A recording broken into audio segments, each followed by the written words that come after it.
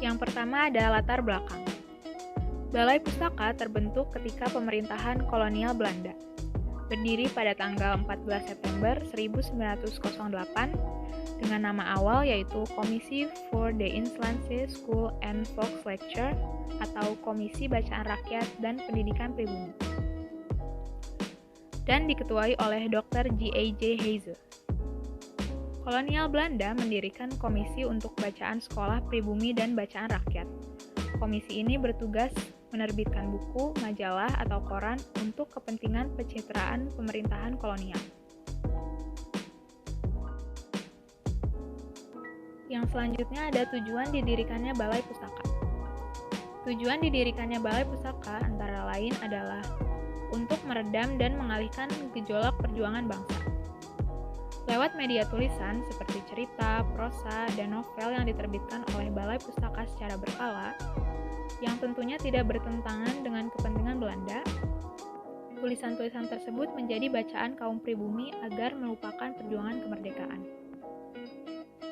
Selain itu, didirikannya Balai Pustaka juga bertujuan untuk mencegah pengaruh buruk dari bacaan yang banyak menyoroti kehidupan pernyayian atau cabul dan dianggap memiliki misi politis atau liar yang dihasilkan oleh sastra Melayu rendah. Selanjutnya, mengembangkan bahasa-bahasa seperti bahasa Jawa, bahasa Sunda, bahasa Melayu tinggi, dan bahasa Madura. Karena Balai Pustaka menerbitkan karya dalam 3 bahasa, yaitu bahasa Melayu tinggi, bahasa Jawa, dan bahasa Sunda. Dan dalam jumlah terbatas juga ada dalam bahasa Bali, bahasa Batak, dan bahasa Madura. Selain menerbitkan tulisan-tulisan untuk kepentingan pencitraan pemerintahan kolonial, Balai Pustaka juga menerbitkan terjemahan atau menyadur hasil sastra Eropa yang bertujuan agar rakyat Indonesia buta terhadap informasi yang berkembang di negaranya sendiri. Komisi Bacaan Rakyat. Komisi Bacaan Rakyat, yang nama lengkapnya adalah Komisi Bacaan Rakyat dan Pendidikan Pribumi, merupakan terjemahan dari bahasa Belanda, yakni Komisi voor de Inlandse School and Volkslecture. Lembaga ini dibentuk oleh pemerintah Hindia Belanda pada tanggal 14 September 1908 sebagai salah satu wujud kebijakan politik etis. Tugas komisi ini adalah memberikan masukan kepada direktur pendidikan dalam memilih buku yang baik untuk bacaan di sekolah dan bacaan rakyat pada umumnya. Pada waktu pertama kali dibentuk, komisi ini dipimpin oleh Hazeu yang dibantu oleh 6 orang anggota. Kerja komisi ini baru terlaksana pada masa kepemimpinan Rinkes pada tahun 1910 dengan menerbitkan buku bacaan rakyat sejumlah 598 naskah selama 6 tahun kerja komisi. Naskah yang terbit menjadi buku itu berasal dari berbagai bahasa, dengan rincian 117 naskah berbahasa Jawa, 68 naskah berbahasa Sunda, 33 naskah berbahasa Melayu, dan 1 naskah berbahasa Madura. Komisi Bacaan Rakyat sebelumnya hanya merupakan bagian dari Komisi Volkslecture.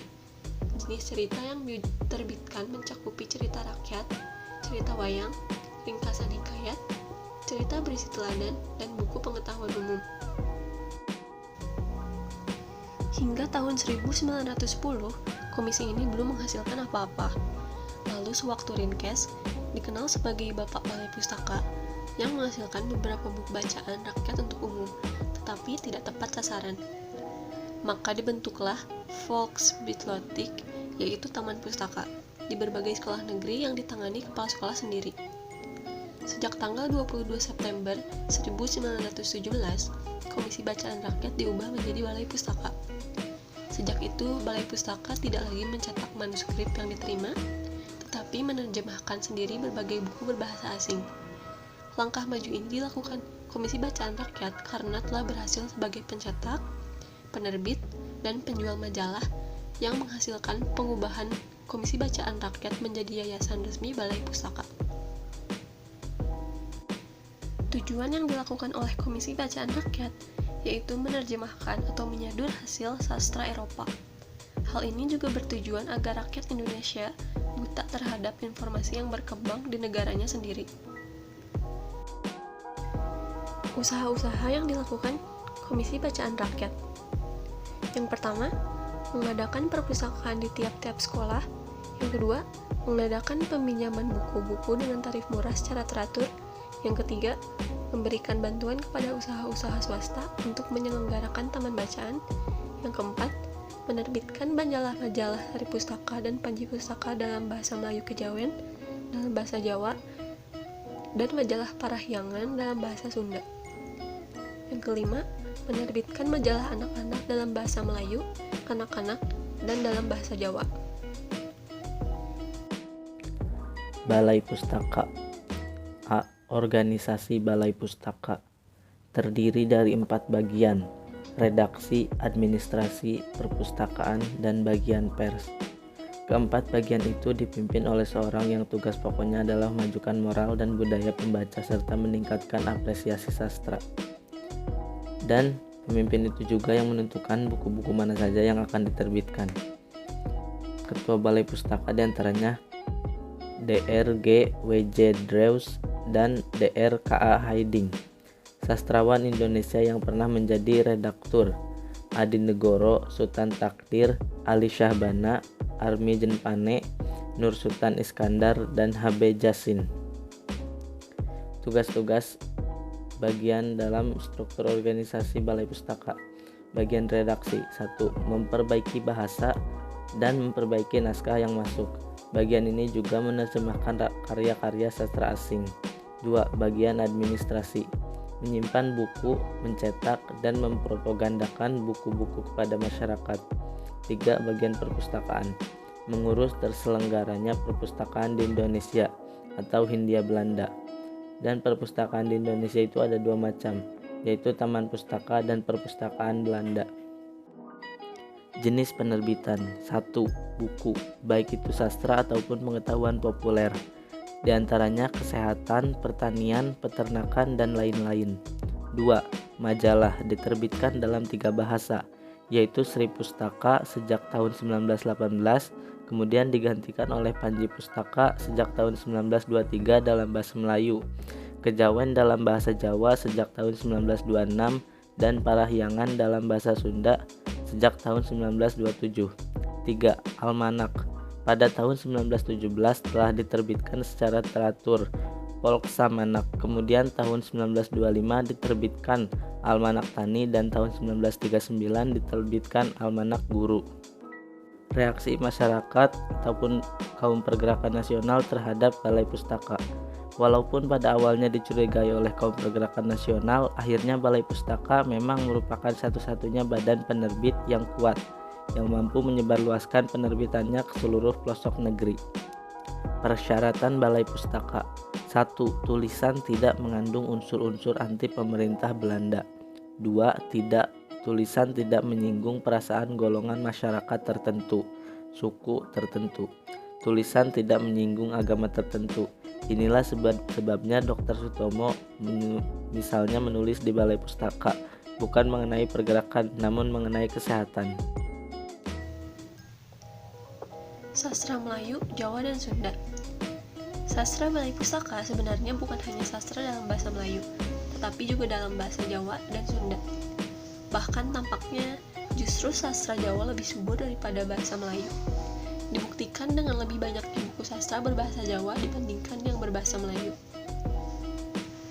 Pada saat itu, sastra Melayu, Jawa, dan Sunda diurusi oleh bagian perpustakaan Balai Pustaka, yaitu Taman Pustaka yang terdiri dari 3 bahasa, yakni perpustakaan sekolah dengan buku-buku sastra Melayu, Jawa, dan Sunda.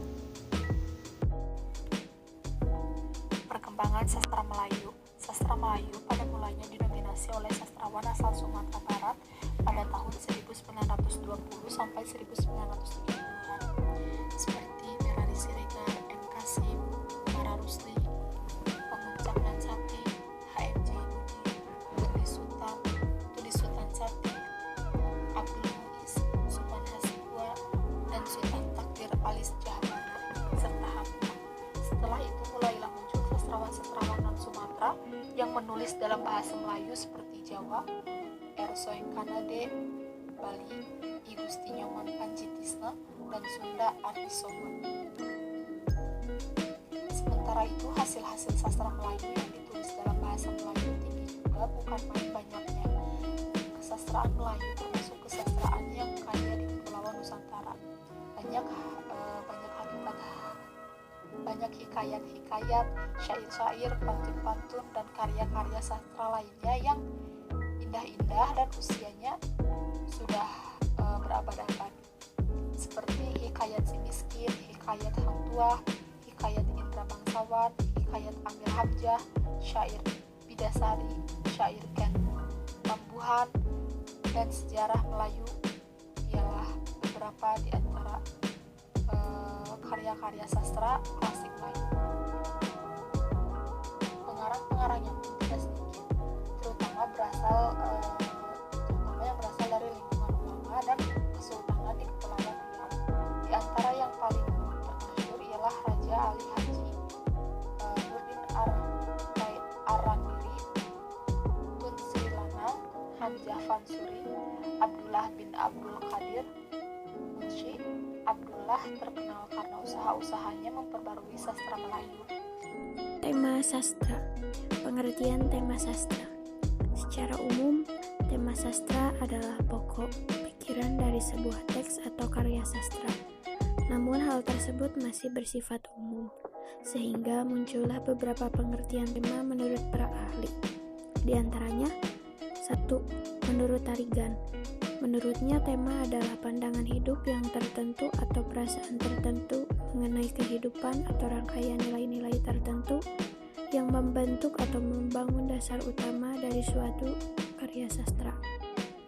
2. Menurut Aminuddin, tema adalah ide yang mendasari suatu cerita sehingga berperan juga sebagai pangkal tolak pengarang dalam memaparkan karya fiksi yang diciptanya.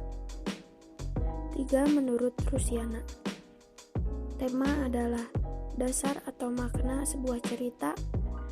Tema adalah pandangan hidup tertentu atau perasaan tertentu yang membentuk atau membangun dasar gagasan utama suatu karya sastra. Jenis-jenis tema. 1. Tema jasmania. Tema yang cenderung berkaitan dengan berfokus dengan keadaan jasmani seseorang. 2. Tema organik. Sebuah tema yang berhubungan dengan moral karena kelompok tema ini mencakup hal-hal yang berhubungan dengan moral manusia. 3. Tema sosial. Tema yang berkaitan dengan berbagai hal yang sangat erat dengan bidang sosial. 4. Tema egoik. Tema yang berhubungan dengan sifat ego manusia. 5. Tema ketuhanan. Tema yang berkaisi dan situasi manusia sebagai makhluk ciptaan Tuhan. Hal ini sangat berhubungan erat dengan kekuasaan Tuhan yang terlihat pada setiap kegiatan manusia. Contoh tema. Tema pendek yang berupa kata atau frasa sebagai contoh. Misalnya, tema percintaan, persahabatan, perjuangan, dan lain-lain. Contoh tema panjang merupakan kalimat sebagai contoh, misalnya dengan semangat belajar kita meraih kesuksesan. Ciri-ciri balai pustaka. Yang pertama, balai pustaka memiliki sifat didaktis. Sifat ini berpengaruh sekali pada gaya penceritaan dan struktur penceritaannya. Semuanya ditujukan kepada pembaca untuk memberi nasihat. Dan yang kedua, bersifat bercorak romantis atau melarikan diri dari masalah kehidupan sehari-hari yang menekan. Yang ketiga, ada permasalahan adat, terutama masalah adat kawin paksa, permaduan, dan sebagainya. Yang keempat, ada pertentangan paham antara kaum tua dan kaum muda. Kaum tua mempertahankan adat lama, sedangkan kaum muda menghendaki kemajuan menurut paham kehidupan modern.